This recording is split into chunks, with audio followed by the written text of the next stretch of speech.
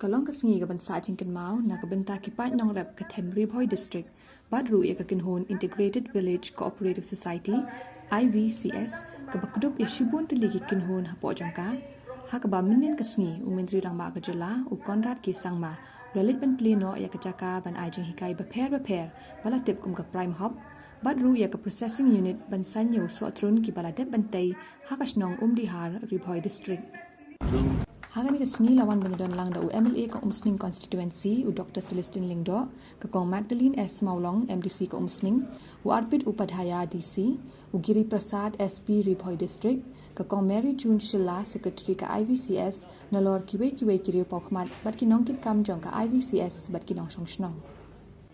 Habakran hagan kasngi u Konrad ke sangma u lamat phang halor ka jingmyntoi baki pa nongrep bat ki kunhun tre kam la jong hapo ka Umdihar district kila ban yo lyngba ka PrimeHub bat ka processing unit ka badehi ka jingtmu jong ka sarkar jalla men pinmi ya kilat kilinti kumnu ban kintiu pat ya ka yo ka kot jong ki nongrep bat ki ba sengkam la jong u Konrad ke sangma u lapin pau bakni ka long shisha ka jingmyntoi ka bakraw na ka benta ki nongrep so atrun ha ka ba benta kin light na ki jing e ki ba jumat baro ashkata kamtam ha kabaya day bat kaca ka sumar ki so ban lat na ka jingput henry menta an laru ban sanya shibun ki jingpinmi na so atrun kum ko umso ka jam bat kiwe ki ban kintiu shisha ya ka yo ka kot jong ki nongrep and to be more competitive with others in the country. What's stopping us? So let's strive for better future together.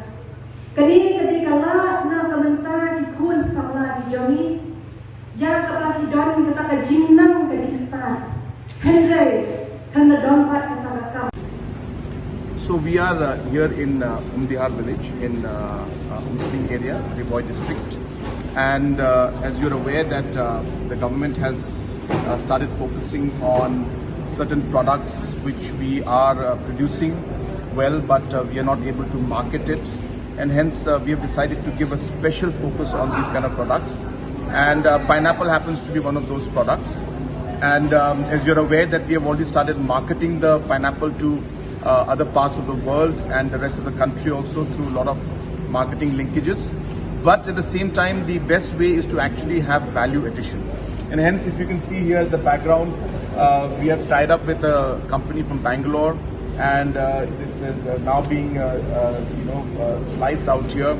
And after the slicing and all takes place, then we can see that it's been kept out here in this side. If you just pan this side on the right side, and then from here it is taken there in those freezers. You can pan out there in those freezers, and there in the freezers it's kept so that they are able to then package it and then transport it outside. So this is really a pilot project. We are hopeful that we will be able to do this for other products also.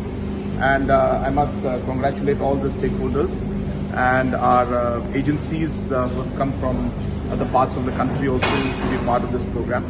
And successfully, as I said, we have been able to take this. It's a trial run, and hopefully now we will learn from the shortcomings and we will be able to improve things.